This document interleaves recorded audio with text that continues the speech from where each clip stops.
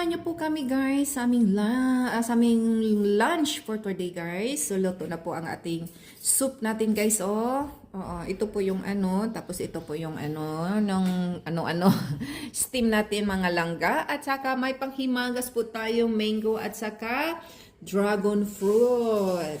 Ayan, tapos may ano tayo, may nilagang itlog, 4 na nilagang itlog. So ayan. Kainan na po tayo dito sa mga ano natin, niluluto natin mga langga. Kating lamia. Healthy siya mga langga kasi no oil. Low carbs pa rin siya. So, ayan. Lami kaayong ato ang ulam. So, ayan lang po ang isi-share ko po sa inyong lahat sa araw na to. Thank you for watching and don't forget to like and subscribe.